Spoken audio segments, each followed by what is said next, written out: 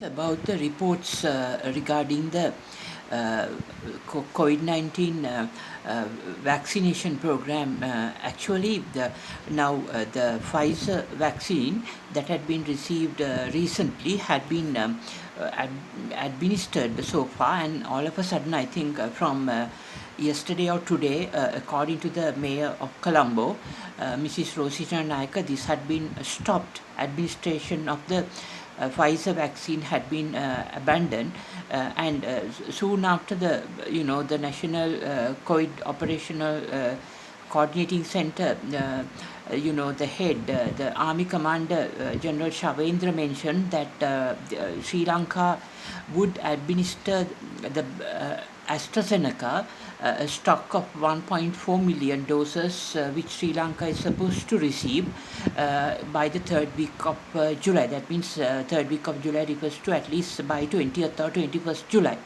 So the thing is, now when we look at this situation, and now it's the health ministry doctors, they say that according to news reports that the Pfizer vaccine, they deny the statement that the Pfizer vaccine is reserved for the elite people, and actually the remaining doses, because already some portion of Pfizer had been already administered, so abruptly it had been stopped, according to the mayor of Colombo, Mrs. Rosie Siranayake, and then Army Command indicated Sri Lanka is receiving AstraZeneca 1.4 doses by 20th or 21st of July. So pending that, the Pfizer vaccination had been stopped. And then the particular doctors attached to the health ministry of the government of Sri Lanka says that denies this, indirectly denial. Like deny means like maybe there is some pressure on them to reveal the true facts, because they deny that the remaining doses that remains after Pfizer had already been administered up to yesterday or today, that amount would be administered, whether to be administered to the elite people or not. They say no, there's nothing like that. But the thing is, they say it's on a technical case by cases only the administration will be done.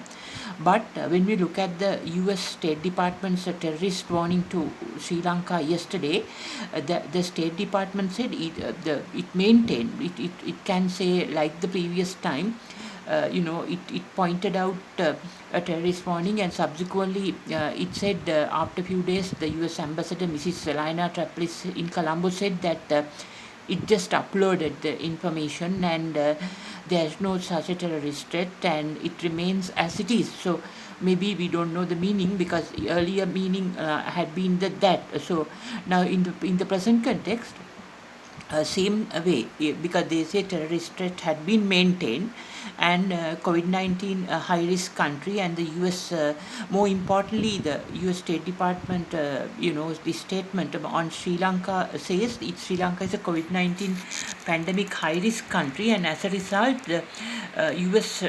Visitors to Sri Lanka, citizens who are visiting Sri Lanka, have been advised to, to take U.S.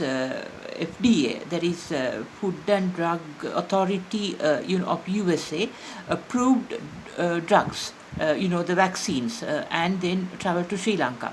So when you look at the United States, this program of vaccination, the United States, the Food and Drug Administration program had only, after rigorous scientific research, had only authorized only that also only for emergency purposes, and actually for emergency use only, they have authorized 3 vaccines, that is the Moderna vaccine, and the German-made biotech vaccine, and the other Pfizer vaccine. So only these had been authorized by USA. So now here, according to the US regulatory process, the biologics license application of COVID-19, they say that the present vaccines are not a really a, like a solution to this COVID-19, but it only as an emergency measurement that these vaccines are there ready under the US Food and Drug Authority. So that means no coronavirus vaccine is fully approved by the FDA of United States of America, but three were given emergency use authorization by the agency. So Food and Drug Agency had given only three vaccines, and that also for emergency use. I think emergency use refers to cases of grave situations of death, and in those situations only I think they have recommended this, and they specifically says no coronavirus is fully approved by the US authorities. So under these circumstances, the one of the US apply vaccines that they have approved is the Pfizer biotech, the bio BioNTech from Germany. So it's actually now here. On the other hand, Sri Lanka says that they have received Pfizer vaccination quantity, but the it's not clear whether the vaccine refers to Pfizer vaccine or whether Pfizer BioNTech vaccine. Actually, in this case, I think we need further research into this matter, because now we can see in Sri Lanka, the Sri Lankan Specialist Doctors Association recently, I think today in the morning, they issued a statement to lankacnews.com website saying that they do not hope to receive the any salary advancements, and they wish to divert it to the support of the people who are affected in the country due to current situation, and also that they are not affected because of the COVID-19 pandemic driven economic circumstances, but they say that there are more poor people who need assistance. As such, they are willing to divert their salary, part of the salary, for their benefit. Well, this is a when you say like this, you don't have to divert the specialist doctors in Sri Lanka, the specialist medical practitioners.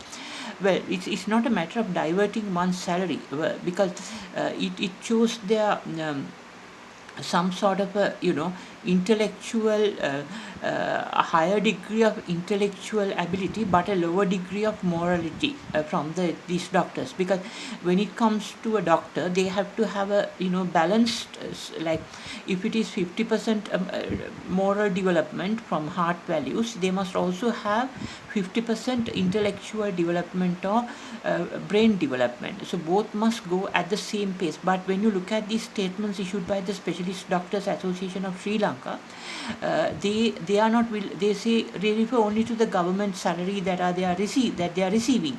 But you don't have to wait till government salary part is given to the poor people. They could have all this time they didn't do anything to support the income levels of poor people, because their intellectual or brain abilities are very high, but on the other hand their heart values are the your morality side of it, the human life moral heart values development is low. And now this is the major problem according to the Gautama Buddha's teaching. A person must have an equal development of the heart values or the morality aspects of one's development, and also the intellectual values or the brain values, right? The intellectual skills, abilities must balance with the in the brain must balance with the morality related developments in the heart. So this is not to be seen among the Specialist Doctors Association of Sri Lanka according to their statement, because they give that impression. When you read it, it's clear that they only divert the part of their salary, and they could have done something more than this long time ago, but they didn't do it. So now that is the question. That means that the recruits to the Sri Lanka medical faculties is a failure, because they have certain people based on the biological stream, government of Sri Lanka A levels, GCE A-level biological stream marks, the government had admitted them to the medical faculties of the state universities of the government of Sri Lanka. So, but when it comes to any profession, the university, the cut-off admission marks, or the the ISET score, or even before that the admission mark, for each district, first there was the issue that the whole of Sri Lanka cannot have the same cut-off marks. So according to different districts were given according to the infrastructure facilities of the educational system in the schools for A-level exams, certain cut-off mark. For example, like very poorly infrastructured education system that exists in Badulla, Mondragala, those Mulativ, those areas, districts were given low cut-off marks for medical faculties. But Colombo, Gampaha, Jaffna, even Matara were given high cut-off marks. So now this system resulted in some children from Colombo going to Badulla district or Monragala district and sitting the A-levels from there and getting into the university. So this was the case for the last several decades. So government ignored all this and took all those students based on the A-level cut-off marks or the ISET score now. So ultimately, we can see because there were no interviews, when even though the ISET score may have been good, there are certain way to decide, draw the line, how to select.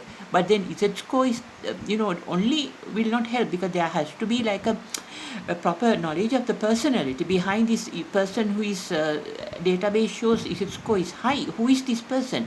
That has to be verified. That is a major issue, that because there are a lot of impersonification of the people A-levels, some go and sit for others based on false national identity cards. In that case, there is no record of the person who actually took the exam at all. If somebody look at the database of the University Ministry of Higher Education and the University Grants Commission accordingly decide the ISET score and the previous admission scores for each district without knowing seeing even the person who is applying, especially for these professional areas like the medicine, which medical profession is a failure in our country, because the wrong people have gone into the medical faculties and they got this MBBS degree and they later did something else, not really the medical faculty profession. This is a major issue. This is why in the traditional, indigenous medical system, now we can see in Sri Lanka, India, even in America, there are traditional medical systems, and they are the person who's coming to the profession have to be with the already qualified this indigenous practices doctor for a long time, even staying at his home, and then learn, and then at a certain point get the approval. But that is not feasible today. But it has to be based on the proper, properly first of all, the national identity cards can be forged anytime by anyone, right? As long as someone can bribe the Grama Niladhari or even the divisional secretariat, and you can get a forged national identity card in Sri Lanka. And thereafter, someone else can go and sit for some other's A-level paper on biology and get admission to the medical college. And then the Ministry of Higher Education only look at the database and see, okay, this person's ISET score is high, and allow that person to go inside. But that person who's coming into the medical faculty, it's based on a fraud.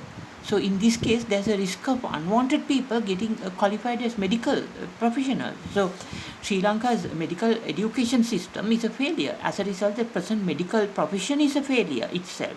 Because looking at these statements, the doctors, even the government doctors, denying that that the Pfizer vaccine is not actually, they say, preserved for the elite people. Well, then why cannot someone who is really concerned about the human life must speak up correctly and say, rather than indirectly, as in English literature, in an indirect language speaking, because that the normal people won't understand the meaning of what the doctor says here. So this is a major issue. So I think Sri Lanka's medical profession is a failure because of these reasons.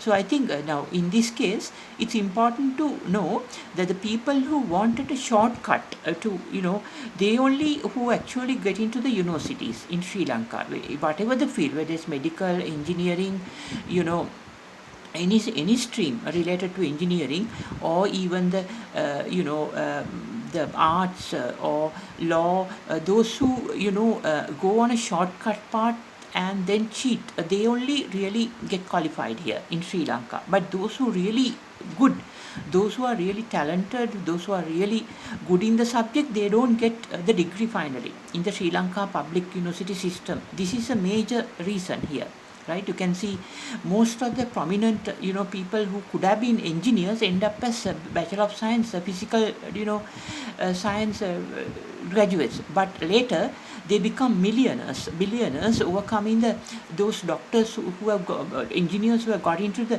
university system in Sri Lanka. This proves that the Sri Lankan university public university system caters to a false group of students who can cheat and enter and finally get qualified. Like, it's similar to a degree mill, just issuing the certificate. But here, wrong people using fraudulent, somehow they go through the loopholes, and those who are finally getting out of the universities are really not suitable to do their profession in Sri Lanka. That is the problem in the Sri Lankan university system. But to really deserve, sometimes they drop out, sometimes they are ragged and killed in the university, as happened in the University of Sabaragamuwa, where one girl who's really good, she was killed, and finally, today her parents suffers, and there are various stories about her, so then life after death inside the University of Sabaragamuwa. So now the thing is, now when you look at this situation,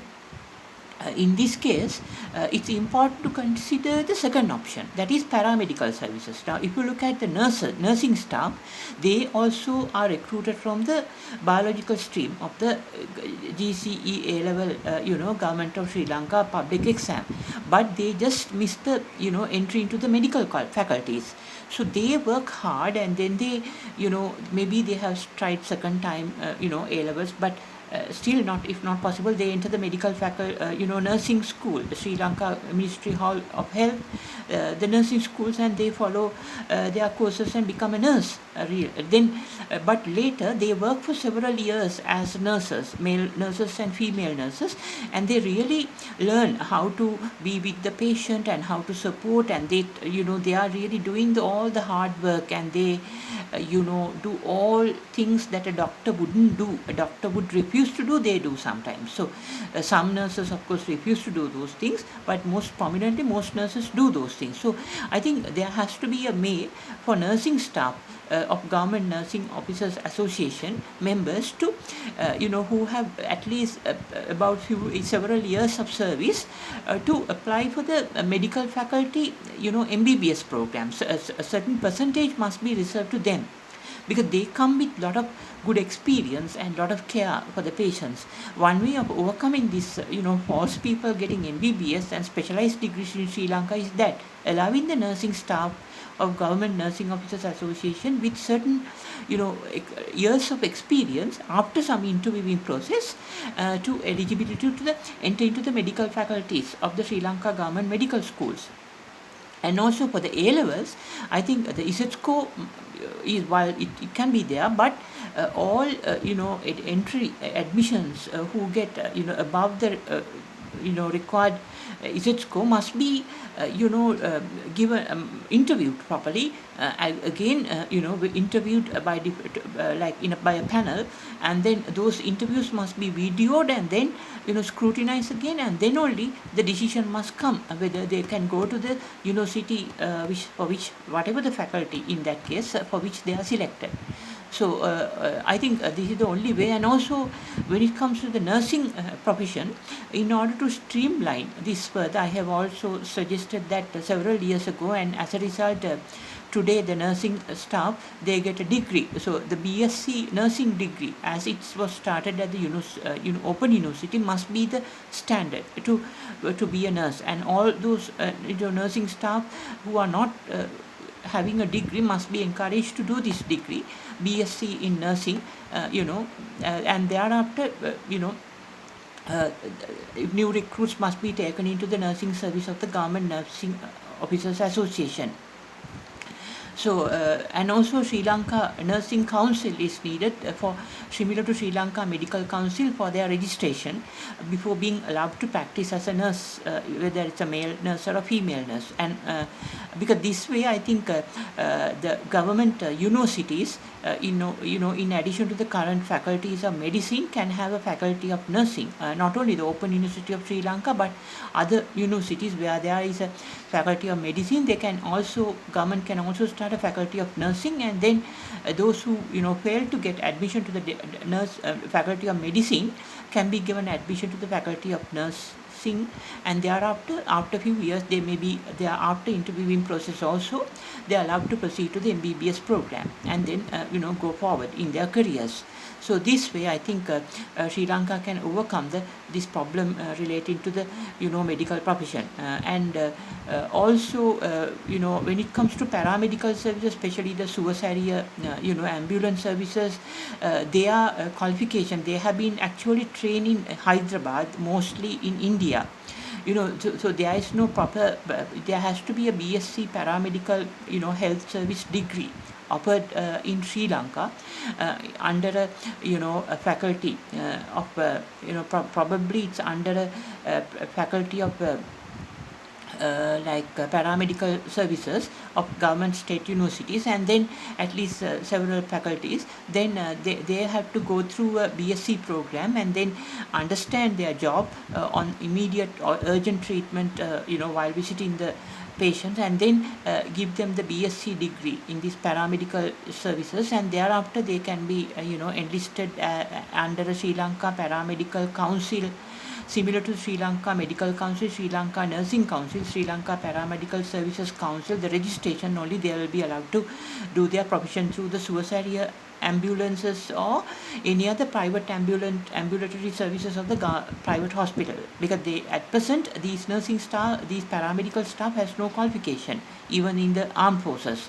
I think the same must be done. And also in additionally, when you look at the other support services offered in government hospitals and private hospitals, like the attendants, and there are minor staff, attendants, anyone, government just recruit people as attendants, and finally they end up as servants to the their head of their ward doctors, and they end up bringing food, and those services only the the ward, the doctor who is in charge of a ward, what they do is they ask these attendants to go and bring the food for them. This I have seen in many situations, and finally this type of unprofessional attendance, I think we should not have in Sri Lanka, but there has to be at least like a institute of dedicated to their training, and also the other minor staff who are attached to the hospitals, and then they must be given a proper training and certification, and thereafter only they must be taken to the health sector, because we have seen in America, because of the failure of the paramedical services, and also because of the failures of the Michael Jackson's personal doctor, ultimately one of the greatest singers in the world died at home. So you can see one small incident can shatter the whole world. If one small mistake can shatter. So in order to avoid taking such a risk, this type of a mechanism must be in place in Sri Lanka. And also for attendance also, there must be a Sri Lanka Health Service Attendance Council. After training they must be listed, approved, and thereafter only they must be taken into the government hospitals and private hospitals as hospital attendants. And the minor staff also, currently the government hospitals and the other private hospitals, minor staff, they are coming from normal janitorial services companies that offer same services to banks, insurance companies, and other companies. So when they come to government services and offer janitorial services like keeping hygienic toilets, hygienic environment, they don't have a specific knowledge about the health sector requirements in the janitorial situation. So this is why government, if you look at any government hospital in Sri Lanka, as far as I remember, they are very unhygienic because of this situation. Because you can't expect the janitorial staff of a private outsourced company offering the services to the, to the banks and other garment factories, same workers to come to the government hospitals or private hospitals, because they don't know the health hygienic conditions needed in a hospital. So they also must be subjected to a proper training under a proper, if even if they are outsourced, they must be given a license to operate. Then only the health sector can be secured, and otherwise Sri Lanka's health sector can be termed as a failure in the long to medium term, medium to long term rather, if we go like this. And also, I think when it comes to this, dispute about administration of the vaccines, sudden stop of the Pfizer, then, and the Army Commander General Shavendra saying Sri Lanka is giving 1.4 doses of AstraZeneca, and then Health Ministry doctors saying no, Pfizer is not, reserved for the elite people. Well, this is because the vaccination decisions must be given to the it's actually, once the doctor recommends the vaccine, he doesn't refer to the brand name, no, whatever the vaccine, available in the, in the pharmacy. The doctor recommends, okay, this vaccine, either by generic, sometimes the generic name or sometimes the brand name. So the pharmacy only make it issue. Then finally, the administration is done by a nursing staff member of the Government Nursing Officers Association. So then, it actually the nursing staff who can decide about whether to stop the Pfizer or to give the AstraZeneca or to reserve the Pfizer for vaccine for COVID-19 to the, to the elite people and not any other. It's because once the doctor recommends, once the government hospital's pharmacy authorizes the doctor's prescription on that, it is the nursing staff who administers it physically to the body. So they must be given the, it's them who has to do this, and not the other bureaucrats like the Colombo Mayor or the Army Commander or the directors of the Director General of the Health Ministry. It is the nursing staff who have the full accountability, responsibility for administration of the vaccine, whatever the vaccine. So this has to be corrected in Sri Lanka.